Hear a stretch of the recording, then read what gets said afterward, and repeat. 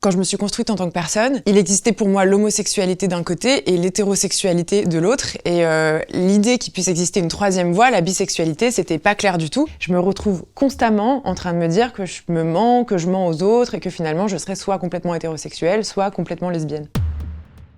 J'ai toujours été attirée par des gens de plusieurs genres. J'ai des souvenirs de crush pour des garçons, pour des filles. Que le temps, la société nous pousse plus vers l'hétérosexualité. Donc pendant longtemps, même si je voyais bien que le mot hétérosexuel collait pas trop, au fond, j'avais pas forcément le réflexe de me dire bisexuelle. Quand je me suis construite en tant que personne, il existait pour moi l'homosexualité d'un côté et l'hétérosexualité de l'autre. Et l'idée qu'il puisse exister une troisième voie, la bisexualité, c'était pas clair du tout. Il y a un phénomène qui s'appelle l'occultation de la bisexualité, ou en anglais bi-erasure, qui a été mis en lumière par des militants, militantes, chercheurs, chercheuses, que la société invisibilise la bisexualité, pas forcément activement, volontairement. C'est tout au long du XXe siècle, cette dichotomie homo-hétéro, ça va faire que finalement on va pas considérer que la bisexualité existe vraiment. L'existence d'une entité stricte, à part, forte, qui serait le groupe des homosexuels, ça va être un outil politique très fort pour se revendiquer, pour se défendre et pour gagner des droits,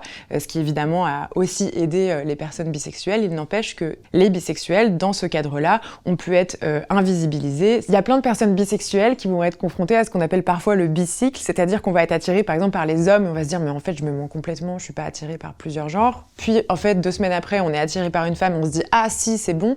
Moi ça m'arrive tout le temps, alors même que j'ai écrit un livre sur le sujet, alors même que j'ai des histoires d'amour avec des hommes et avec des femmes, je me retrouve constamment en train de me dire que je me mens, que je mens aux autres et que finalement je serais soit complètement hétérosexuelle, soit complètement lesbienne. On va dire des personnes bisexuelles qu'elles sont instables, ou alors on va dire que c'est pour attirer l'attention. Par exemple, on a accusé de nombreuses stars, Lady Gaga, Madonna, Amber Heard, Cardi B, de mentir sur leur bisexualité parce que finalement ça leur donnait une espèce de cool qui servait leur carrière. Au cinéma, la bisexualité, elle va souvent être utilisée comme une façon de montrer que le personnage il est fourbe, il est duplice, il est manipulateur. On peut penser par exemple à Frank Underwood dans House of Cards, on peut penser à Sharon Stone dans Basic Instinct qui joue vraiment le rôle d'une bisexuelle psychopathe. Ces stéréotypes, couplés à cette invisibilisation, elle fait aussi que les personnes bisexuelles ont une image très dégradée d'elles-mêmes. Les personnes bisexuelles, quand on regarde la dépression, l'addiction, l'automutilation, le suicide, les tentatives de suicide, l'anxiété, sont surreprésentées, y compris par rapport aux personnes gays et lesbiennes. Le stéréotype d'hypersexualisation, notamment, il va créer une forme de légitimité à les violenter. Parce que finalement, si votre femme est volage, si votre mari saute sur tout ce qui bouge,